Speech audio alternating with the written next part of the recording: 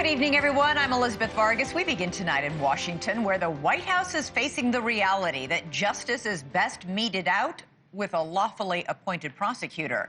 A federal judge has dismissed criminal cases against two of President Trump's political adversaries after finding that the U.S. attorney that Trump handpicked to prosecute them was illegally appointed. Former FBI Director James Comey and New York Attorney General Letitia James are celebrating their legal wins tonight, but the dismissals had nothing to do with the actual merit of their cases. Comey was charged with false statements and obstruction, James with bank fraud. Instead, it all had to do with Lindsay Halligan. She's Trump's former personal lawyer who is now serving as the interim prosecutor for the Eastern District of Virginia. The problem is the Senate never confirmed her, that's why she's interim, or her predecessor for those roles. And the law clearly states a president can only appoint one interim prosecutor to be a U.S. attorney. Halligan was the second. The judge, however, dismissed the cases today without prejudice, which means the DOJ can refile these cases with a lawfully appointed U.S. attorney.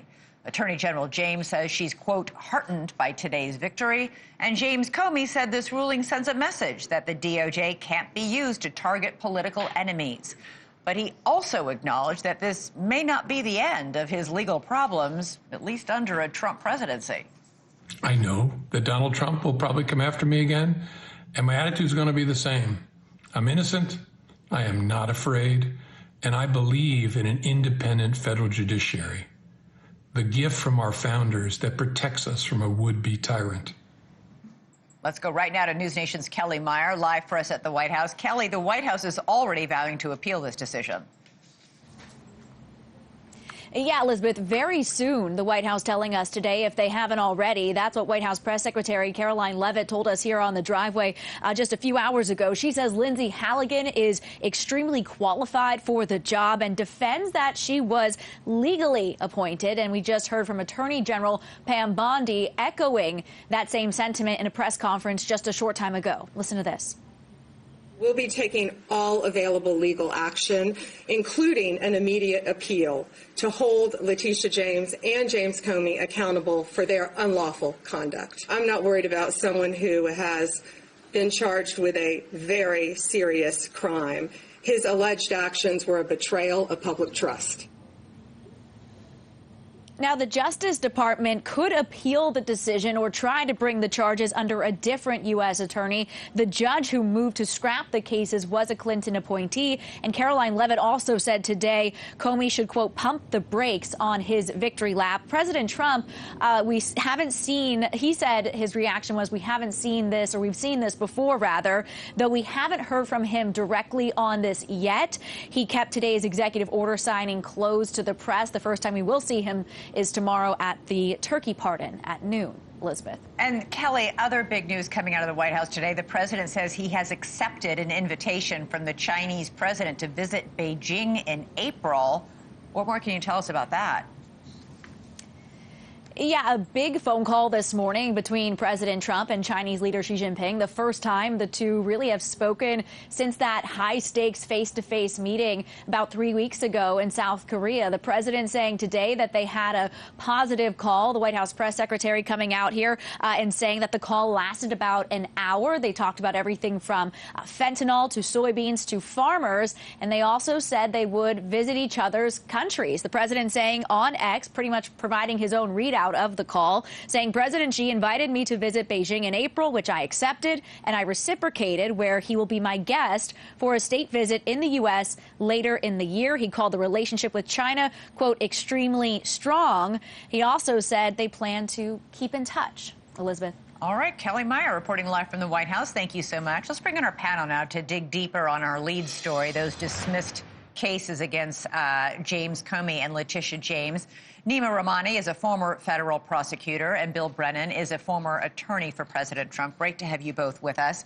Nima, a federal judge ruled, as you know, that Lindsay Halligan was illegally appointed as U.S. attorney because the law only allows the president to appoint one. She was the second. It seems pretty cut and dried. On what grounds will the White House appeal? The White House is going to appeal on two bases. First, they're going to argue that Halligan was a special attorney. Now, the problem is that appointment was after she personally went into the grand jury to indict both Comey and James. And they're also going to argue that any future indictment should relate back to the timely indictment. The problem with this case is not the James case. They're going to have another assistant U.S. attorney go in and refile that case. It's going to be fine. It's really the Comey case because that 5-year statute of limitations will have run. If you read the judge's order, he dropped a footnote saying that because the statute has run and it was a void indictment because Halligan's appointment was invalid, it can't relate back and it can't be refiled. So in terms of victory laps, Comey may end up doing one depending on what the Fourth Circuit and Supreme Court do. I think Tish James is going to have to defend this case on the merits and make the same arguments that we've talked about, vindictive prosecution and so forth. Wait, to be clear, Nima, you're saying that the clock, he's run out, that this judge is saying you don't have any more time? There isn't sort of like the clock was frozen, right before, the statute of limitations ran out? That's absolutely right. And it wasn't necessary to the motion, but there's a footnote that the judge dropped saying because the original indictment is void, any future indictment that's past the statute of limitations is also going to be a problem. So I think Comey has a strong argument for dismissal here where James doesn't necessarily have some. Jim, it is worth remembering that Lindsay Halligan was appointed after the first interim U.S. attorney, Eric Siebert, was fired because he refused to file charges against Comey and James. Siebert said there wasn't enough evidence that they committed crimes. Trump dumped him and then put Halligan in, and she got this indictment 4 days later. Well, that's a big part of the calculations on this 120-day time period that's set forth in Section 546. And Judge Curry calculated the court's numbers and interpretation. What happened with Siebert was appointed. The 120 days were ticking. At the end of the 120 days, one option is the judges on the district court can then appoint, and that happened. Right, but the president can't appoint a second interim U.S. attorney. Well, that's what the appeal will be about, as Nima said. Siebert either quit or was fired, but left. We can all agree on that. And then Halligan was appointed. The Comey team argues that's an invalid appointment. Nima makes a good point. The cases between James and Letitia James and James Comey are different regarding timing. James Comey's statute ran right at the time of the indictment. Now, there is a section, United States Code 3822, that gives kind of a parachute, a 6-month window where an indictment that was brought within the statute can be kind of resuscitated. But if the judge, and she kind of indicated where her head was with that footnote, if the judge felt, and if the higher courts feel on the appeal, that the underlying indictment was kind of void ab initio, void from the beginning, then I don't know 3822 kicks in, and Comey might be okay. Yeah, and Nima, late last week, a judge, also not a different judge, raised serious questions about how Halligan got that grand jury to indict Comey, that Halligan may have misled grand jurors in her instructions, and that she failed to show the final indictment to the whole grand jury before they voted on it. These are rookie mistakes, but they're serious. No question. And it's really an amateur hour at the Department of Justice. And these are self-inflicted wounds. Look, I know a lot of people watching don't like James Comey, but if you wanted to go after him for this leak to the Wall Street Journal, why didn't you do so in 2017 during the first Trump administration? Instead, you wait till the 11th hour, you appoint someone who has no prosecution experience whatsoever. The first time she walks into that grand jury room is to handle one of the biggest cases for the Department of Justice. So the reason we're here is because the Department of Justice waited. They put on a rookie, as you said. Typically, the DOJ, this is pro forma. I probably went to the grand jury at least 100 times. I never had an issue with one of my indictments because this is something all young prosecutors know how to do. You don't put someone in that grand jury room who's never handled a criminal case before, just days before the statute of limitations is running, on a false statement to Congress about a previous leak because you're trying to bootstrap it in. So again, had they handled it timely, we wouldn't be here. Yeah, and she was in that grand jury room alone, to that point about the lack of experience. So, Jim, what do you think is going to happen next? So now the DOJ is going to appeal. Are they going to try and appeal straight to the Supreme Court where they feel they will get and have gotten favorable rulings, or do they have to go through the Fourth Circuit? Well, I think that they're not mutually exclusive. I think that the DOJ will appeal Judge Curry's decision, but they can do a lateral attack if they can find a U.S. attorney or an assistant U.S. attorney to present, especially in the Letitia James case. If they can just re-present it, there's plenty of time left on that one, and I think they'll adopt the position that 3822 applies in Comey and see what happens. But the cases aren't over by any means. Right. I think Comey's in a better spot than James, though. Nima, do you agree? I do. And what Jim said is normally this relation back, the saving statutes, you have a incorrect name on an indictment, right? You can go back and fix it even though statute is run. I think the problem here is, and as the judge said, because Lindsay Halligan wasn't authorized to be there, it's like me or you just go in that grand jury room, right? The indictment is void. And I think that's the problem the DOJ has with respect to Comey. All right. Bill Brennan, Nima Rahmani, thank you both for your expertise. Really appreciate it. All right. From cases dismissed to case opened, the Pentagon has just announced it is investigating Democratic Arizona Senator Mark Kelly over, quote, serious allegations of misconduct. Senator Kelly is a retired Navy captain, a combat fighter pilot, and a former astronaut. This probe comes after he and 5 other Democratic lawmakers, all of them veterans, put out a video last week calling on troops to refuse to follow illegal orders. Americans trust their military. But that trust is at risk. This administration is pitting our uniformed military And intelligence community professionals against American citizens. Like us, you all swore an oath to protect and defend this Constitution. Right now, the threats to our Constitution aren't just coming from abroad, but from right here at home. Our laws are clear. You can refuse illegal orders.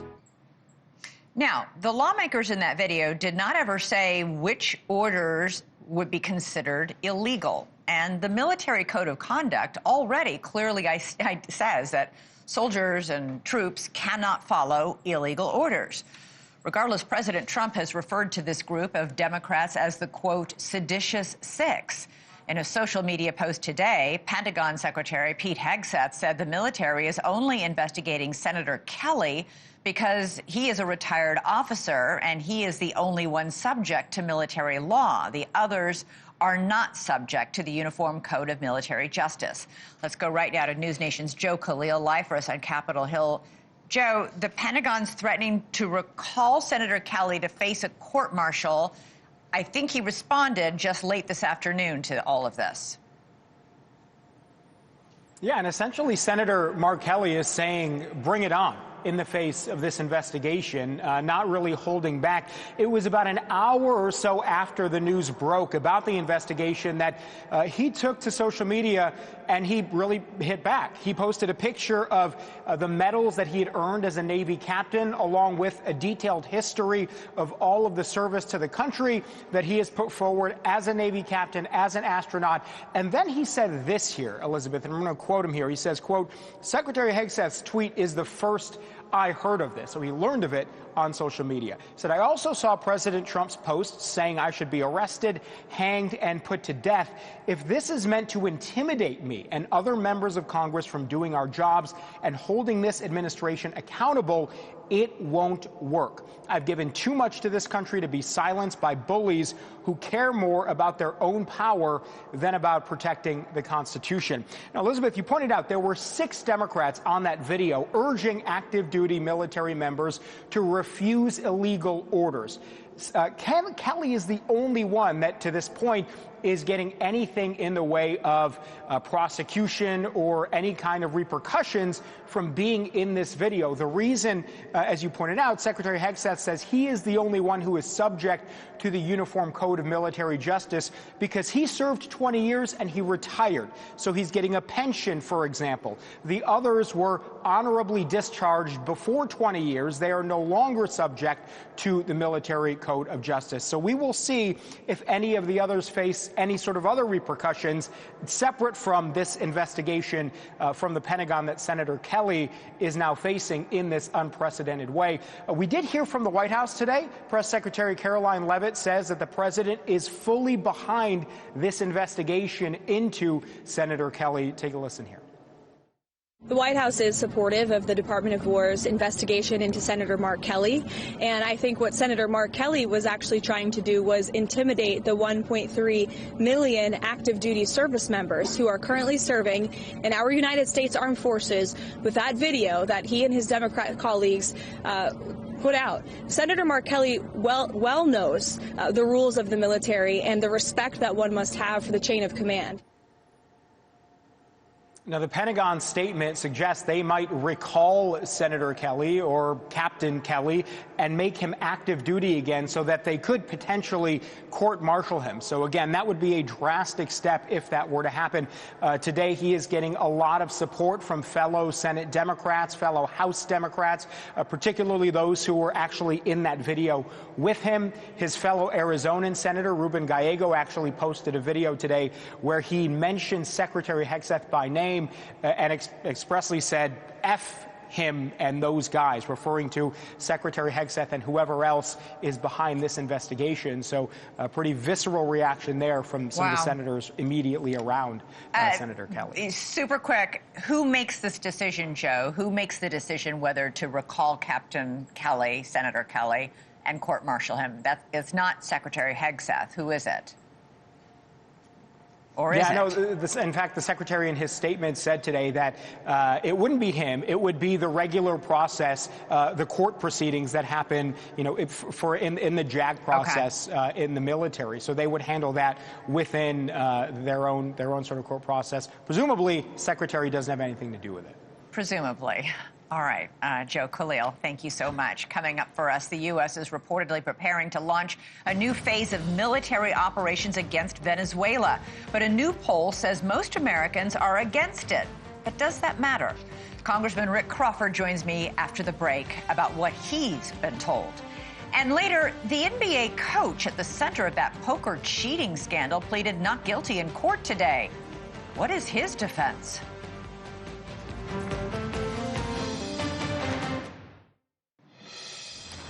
We turn now to the Caribbean, where the possibility of a broader U.S. military action against Venezuela and its leader, President Nicolas Maduro, appears to be inching closer to reality. The nation's top military officer, Joint Chiefs of Staff Dan Raisin Kane, visited American troops in Puerto Rico today. The territory is home to several military bases that have become much busier in recent months. Right now, there are 15,000 troops in the region, including 5,000 in Puerto Rico. It's the largest buildup of U.S. naval forces in the Caribbean since the Cuban Missile Crisis more than 60 years ago. This all comes as President Trump considers whether to take direct military action against Venezuela. The effort would be part of his escalating effort to end drug trafficking into the United States. The administration has targeted dozens of alleged drug boats from Venezuela in recent months, and tonight there are reports Trump will launch covert operations in Venezuela in coming days. Though, if we already know they're on, how covert can they be? Joining us now is Republican Congressman from Arkansas, Rick Crawford. He is the chairman of the House Permanent Select Committee on Intelligence. Congressman, great to have you. So have you been briefed about what the administration is planning? Well, I have been briefed on the legality of these strikes. We've been given some information about the strikes that have taken place, I think somewhere in the neighborhood of 21, 22 strikes. I haven't been briefed over the last, 72 plus hours, but I've had a couple of briefs on this topic. But, look, there's a lot of unconfirmed media reports swirling around out there, and I can't comment on any of that. But we have been briefed mostly concerning the legality of these strikes. Well, it's not media reporting that is, or it is media reporting, but it's not in dispute that this is the largest military buildup in that region since the Cuban Missile Crisis.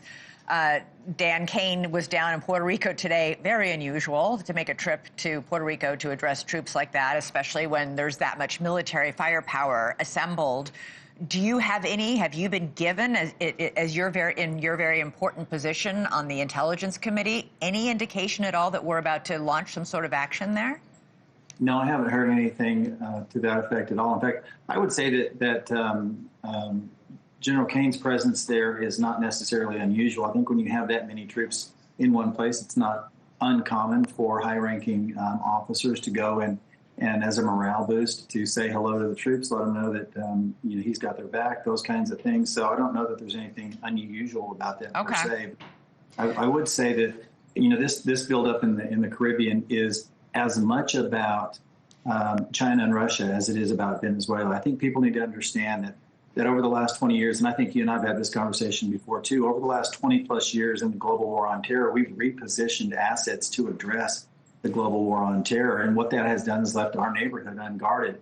And this president is saying, we're going to change that. We're going to engage in our hemisphere. We're going to keep nefarious actors out. That includes cartels. That includes China and Russia and others, Iran, for example, that are overlapping with cartels. And so it's a whole new day under this administration with regard to securing our hemisphere. The State Department today, it finally kicked in this official designation of Venezuela's Cartel de los Soles as a foreign terrorist organization. That expands the administration's authority effective today to take action against the Maduro government. I want to, Republican Senator Rand Paul was out on the Sunday morning shows criticizing this move, saying the Trump administration is, quote, pretending as if they're at war and that they're pretending as if we've gotten some sort of permission to do what we want. What's your reaction to Senator Paul? Senator Paul criticizes President Trump a lot, but he is, and some others have as well, that, hold on, what are we doing down there? 70% of Americans do not want military action in Venezuela. Well, I'm not sure that we're taking military action in Venezuela. What you just said is accurate in that those designations were made on the cartels. And Maduro has actually been under indictment in the court in Florida.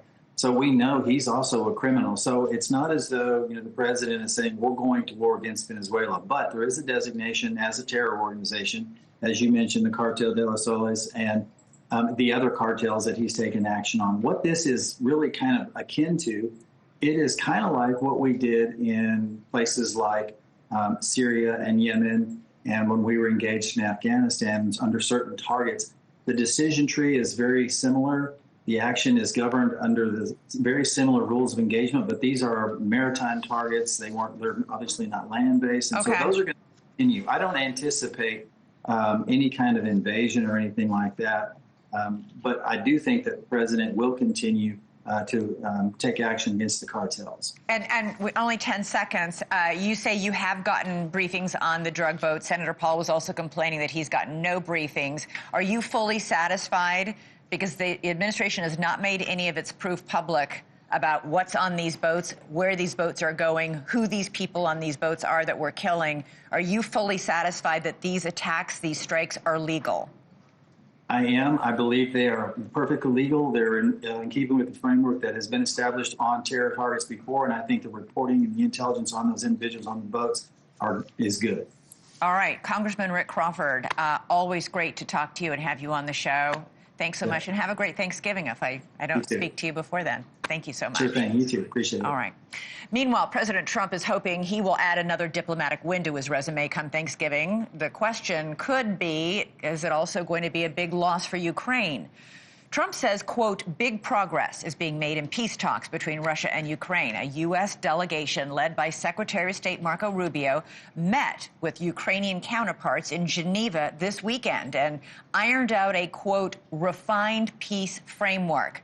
It's unclear how much of Trump's original 28-point peace plan actually remains and whether it's a deal that President Vladimir Putin of Russia would accept. Ukrainian President Volodymyr Zelensky is wasting no time gathering support among his European counterparts. He addressed an international summit in Sweden earlier today and made it clear his country has some tough decisions to make. Right now, we are at a critical moment. We all continue working with partners, especially the United States, and look for compromises that strengthen but not weaken us. And we will continue explaining how dangerous it is to pretend that aggression is something one can simply overlook and move on. Joining us now is former ambassador to Ukraine, John Herbst, and president of the American University in Kyiv, and former U.S. Army officer Dan Rice. Ambassador, I'm actually going to start with you. We have these very upbeat, positive statements from President Trump and Secretary of State Rubio, while alarm bells are going off in Ukraine and Europe. This plan, this 28-point plan that the Trump administration presented, is now whittled down to 19 points, and it's very different. These two sides are still very far apart. I think you're right. There are significant differences. Rubio said that serious progress has been made, but there are difficult issues that remain. And he was optimistic these could be handled quickly. I frankly don't think they can be handled quickly. And let me say this. The original proposal that went from the Trump team to Ukraine had many favorable positions, overly favorable positions for the Kremlin. But it was not clear that the Kremlin would have accepted even those points. I suspect they would not have, because Putin wants to continue this war. Really? Dan, Yes. you're nodding. You think so, too? Like, that 28-point plan was criticized even by Republicans in Congress as being too favorable to Russia. You think Russia still would have said no thanks? Absolutely. I think the two sides are so far apart. Russia does not want to stop this war. Putin does not want to stop this war. Putin's on a wartime economy that cannot stop. If he stops the war, he's stuck with about 1.3 million men coming back that are angry. They didn't win the war. They're angry. There's no jobs. They're built up for wartime economies, so they can't switch from building tanks to cars because there's no retail economy. So they're stuck in this catch-22 where he needs to keep fighting the war. He's also getting hit tremendously hard by the Ukrainians hitting their energy targets, taking out 40% of the refineries since August. So Russia's in a tough position. I think President Trump's trying to give him an off-ramp and say, keep talking at the table, keep both sides. Now what we see is this discussion is mostly between the Ukrainians and the Americans. The 28-point plan has gone down to 19. It's gotten rid of some of the idiotic things like capping the Ukraine military at 600,000. Since when do we tell countries this is how many people you can have in your military? Yeah, exactly. I mean, the Russians, they have lost this war. They have not won militarily, so they can't dictate terms as what a sovereign country. How can you say they've lost this war? They're gaining territory. They're pounding the Ukrainians, even though they're also losing 1,000 soldiers a day, which is, I mean, when you say Putin wants to continue, 1,000 Russian soldiers, by some estimates, are dying every single day in this war. There's 1,000 casualties a day. That's kind of killed and wounded. That's been going for 3 years now, so steady. So the beginning of the war is about 5,000 a month. Now it's up to about 35,000 a month, and it's basically a meat grinder. Putin doesn't care about the troops. He doesn't care. He actually gets glorified. He considers himself more like Stalin the more he loses. So that's also a dichotomy. He's not a normal, rational actor. Sick. But you're looking at a war where the front lines are frozen, and they are terrible. They're horrible for both sides. But they're not moving much. And when people say Russia's gaining ground, they're gaining tiny amounts of ground for 10,000 troops at a time. Now, what you see is Russia has about 19% of Ukraine, so slightly more than it had in 2014. So it hasn't changed that much. So you've seen just a meat grinder, and Ukraine's not going to give up land that it hasn't lost militarily. All right. Ambassador, this all comes after a weekend of weird zigzag developments. First, several Republican senators said the Trump peace plan was actually written by Russia. Then the State Department came out and said that was blatantly false and that the United States wrote it, but with Russian help. Axios is reporting that Steve Witkoff and Jared Kushner wrote it with a Russian envoy and that it was then presented to Ukraine. There are now accusations that Trump is trying to force it on Ukraine, and a senior administration official denied that today, but did tell Axios, quote, "We got boxed out a little." I mean, what do you make of all this? I think that this thing was pushed very hard by parts of the Trump administration, and Trump was not fully on board with this. You had a very strange announcement from the White House press office, I think it was Friday morning, that Trump had seen had been briefed on it and had approved. That's not exactly a ringing Trumpian endorsement. And then Trump said Saturday, before the two statements you just mentioned about the senators and then the denial of what the senators reported, Trump said on Saturday, well, you know, if there's some progress, the deadline can go farther. And this is not my last word on this. So I think Trump was watching the reaction to a plan pushed by others in his administration and understood that there were real flaws in this. Yeah. And then, Dan, of course, we had Trump posting over the weekend that, quote, Ukrainian leadership has expressed zero gratitude for our efforts. Ever since that Oval Office blow-up in February, Zelensky has publicly, profusely apologized repeatedly. Yes. Being in Ukraine and thanked. Yes. I mean, I didn't mean to say apologize. I meant to say thank you. No, he's grateful. And being in Ukraine for the last 4 years, I can tell you the Ukrainian people know they couldn't have survived without American support. All Ukrainians are supportive of not only American support, but European support. But it's one of these things, it's not diametrically opposed. It's not that you have to have gratitude and you have to ask for more. You have to do both because you have an oncoming Russian aggression at you. You can't stop and just say, well, grateful, but we don't need more. Right. You need more until victory or until at least you save your country. So they can do both, and they have done both. They are extremely grateful. They have done both. They are extremely grateful. But President Trump is not the first world leader to grow impatient with President Zelensky asking for more. Other European leaders have also grown frustrated. It is tough to be in a war and to be relying on everybody else for help fighting that war. It is, and that's where 50% of the weapons now used in Ukraine are Ukrainian-made. Yeah. So Ukraine has built up a very strong defense. I've visited many of the defense companies. They are really taken to the Russians with domestically produced long-range weapons. That's where the security guarantees need to be long-term. If Ukraine can produce its own long-range weapons to support and make sure Russia never comes in again, that's where the war ends. All right. Dan Rice, Ambassador John Herbst, thank you both so much. Really, really appreciate your expertise. Thank you. And happy Thanksgiving to you both. Thanksgiving.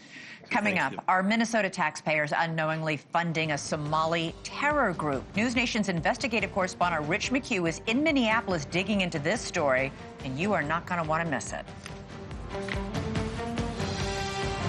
This doctor says he has found a way to kill cancer. It is the only cell that's within us that's never been unlocked. Chris Cuomo on a breakthrough that will astound you. Tomorrow, 10/9 Central, only on NewsNation. Did money from Minnesota taxpayers earmarked to feed hungry children wind up in the hands of a Somali terrorist group? The allegations center around a massive welfare fraud case being brought in Minnesota. A 78th defendant was charged just today. And now reports are coming out that some of the stolen money may have wound up in the hands of Al-Shabaab, a Somali-based terror group. In response, President Trump says he intends to end deportation protections for about 700 Somali nationals in Minnesota, calling Minnesota a, quote, hub for Somali gang networks, though he's provided no evidence for that. So what are the facts on the ground? Investigative correspondent Rich McHugh is at the federal courthouse in Minneapolis, Minnesota for us tonight. Rich, what are you learning? Hi, Elizabeth. Well, we're at the federal courthouse where that 78th indictment came down just a few hours ago. All of it tied to Feeding Our Future. That's the corrupt nonprofit at the center of all of this fraud. We spoke with current and former federal sources, and they tell us billions have been stolen since 2019, that Minnesota is just riddled with fraud, and that a lot of this money goes back to Somalia, and a cut of all that money has gone to the Al-Qaeda-linked terror group Al-Shabaab. But I want to reset this for viewers because it's complicated. This all stems from Feeding Our Future. That's the largest COVID fraud ever. These criminals opened more than 200 federal child nutrition program sites throughout Minnesota, and sites lied, claimed to be serving meals to thousands of children a day. They created fake attendance rosters, fake invoices, and the government reimbursed them. David Gaither, he's a former state senator here. He saw this firsthand. Rich, this is the Sapphire restaurant in downtown Minneapolis. This is the epicenter of some of the biggest fraud and waste and abuse in this area. The owner right now is currently in jail, federal jail. This restaurant, which seats about 35, supposedly served 18,000 plus meals a day. A day? A day for 7 months. 18,000 plus. Now, Minnesota Rep. Ilhan Omar, she was a fixture at this restaurant, the Safari, during her run for office. I think we have a photo of her at the restaurant with her supporters in 2018. Feeding Our Future, that's that corrupt nonprofit. It was the epicenter of it, but others spawned from it. There were home relocation services, child autism. They were bilking $399 million in services fraud in 2023 alone. To date, 86 people have been indicted and counting. Federal authorities tell NewsNation 79 of them are of Somali descent.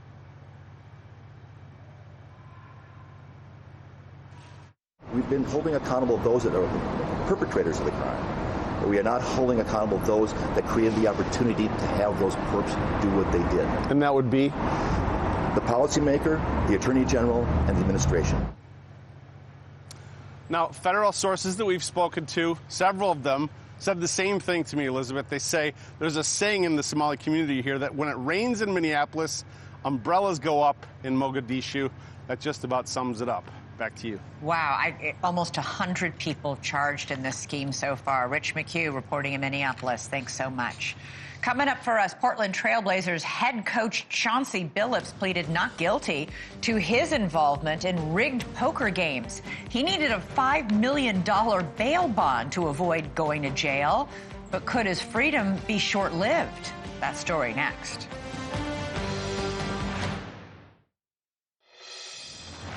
He's a man you're much more likely to recognize from on the court than in one. But today, five-time NBA All-Star, Hall of Fame inductee, and Portland Trailblazers head coach Chauncey Billups found himself flanked by defense attorneys instead of point guards as he walked into a federal courtroom in Brooklyn.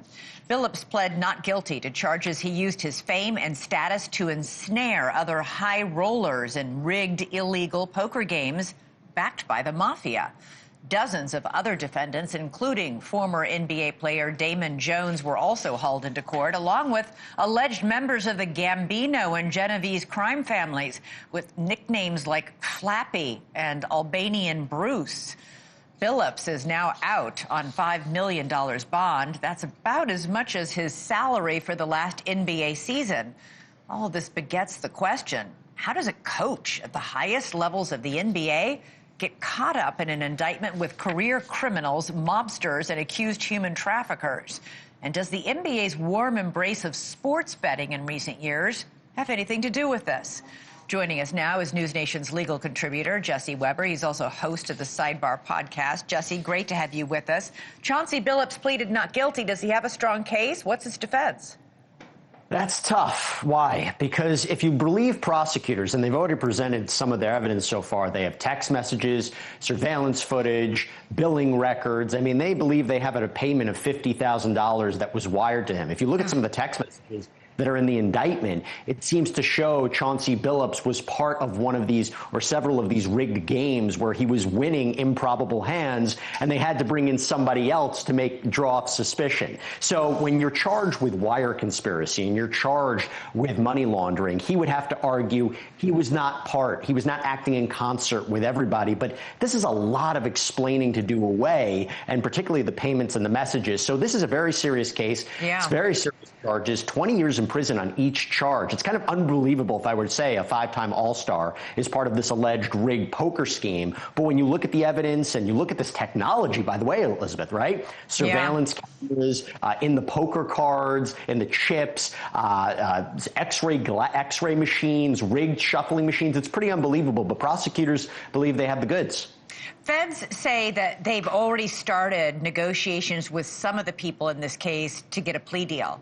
And you know when that happens. They don't cut a plea deal unless they can give you information and flip on all the other guys who are charged. What does that mean for somebody like Chauncey Billups, for example, who's kind of a main attraction when you talk about the list of people indicted in this case? Yeah, I'm so glad you mentioned that. Serious allegations against him. He's accused of being the face card that would draw people in. Not to put that away, but he is charged in the same case with people who are accused of extortion and assault and robbery, and the people who allegedly organized this whole operation. I would not be surprised if there are deals being worked out with him and Jones to testify against these people. But let me tell you something. Elizabeth, these are talking about alleged members of organized crime, and the reporting today indicated he didn't look at them in court. So it makes you wonder, is he up to testifying against his alleged co-conspirators? A $5 million bond is pretty high up there. Billups is best known, for being this incredibly successful Hall of Fame player,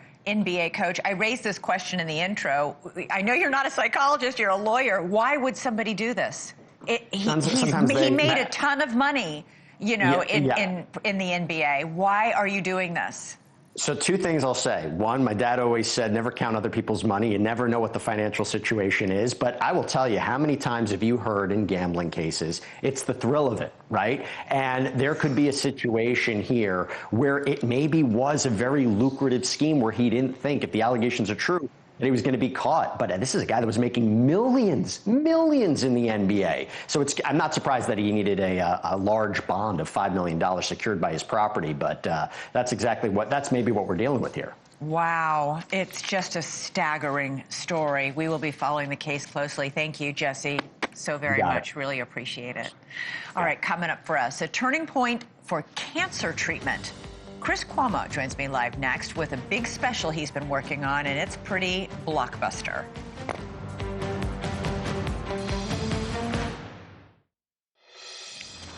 All right, Chris Cuomo joins me now because Chris has been working, you've been working, Chris, for some time on a special that's airing tomorrow night on cancer, and you have the doctor from your special on your show tonight. He has a groundbreaking way of treating cancer. I mean, this could be actually quite huge. Well, for a lot of people, it has been huge because they'll tell you that it saved their life. One, this guy is not out of the shadows. This is Dr. Patrick Soon-Shiong. Right. He's a big owner of the Los Angeles Lakers. He's the owner of the LA Times. And he is a billionaire several times over because of his work in this space. So this is not a guy with a get-rich-quick scheme. In fact, I just dropped off two new versions of turnout wear for firefighters that he helped invent. Okay, I just dropped them off to my chief to try out. So this guy is a real genius. Okay, he is an inventor. He's a creator. He's a scientist. He's an ethicist. He's all these different things. And he is also in a real fight with the FDA. And that's why I wanted to be part of this special. To be fair, and you know this, better than anybody in the audience, it's really Miguel Sancho and Michael Korn who have been busting hump to make this happen. Mike Korn is our president here at NewsNation. And Miguel Sancho is a longtime producer of mine and Elizabeth's from when we were at ABC News and afterwards with Elizabeth. So he is very bright, and he cares about this because whether it's you or me, everybody watching right now, none is immune from cancer touching their lives. And is it true that at once what Dr. Soon-Shiong has potential that isn't fully realized, and maybe part of that is because of him and his decisions, and also because of a system that has to change? That's why I'm doing this special. I honestly believe it frames this question, not how do you get rid of cancer, okay? It's what do we do about the process that decides what gets to fight cancer, and therefore who lives and dies? Right. If you're dying of cancer, that is an important question. If you're dying of cancer, I want to be in line to get that untested, unapproved even drug, because it's either death or I'll gamble, and right now the system is, sorry, you can't get in line and try this new drug because we're going to spend 5 years testing it to make sure it's safe enough for all of you who will probably die while we're testing it. It's a pretty crazy system. I can't wait to see it. And this is a conversation. So we're doing this special tomorrow night, and look, this is a conversation. It's hard to have. It's deep. Look, right now, Dusty's saying, we got to go. We're 2.5 minutes into the show. It's priorities. Yeah. It's choices. We're talking about framing a major question here, but I got to go because I got to talk about what we're being distracted from in our politics. Tomorrow night, we'll be able to spend some real time with somebody who's not just asking this question, he's trying to answer it. And it is definitely worth watching. Elizabeth, I'll talk to you tomorrow. Take care. Talk to you tomorrow.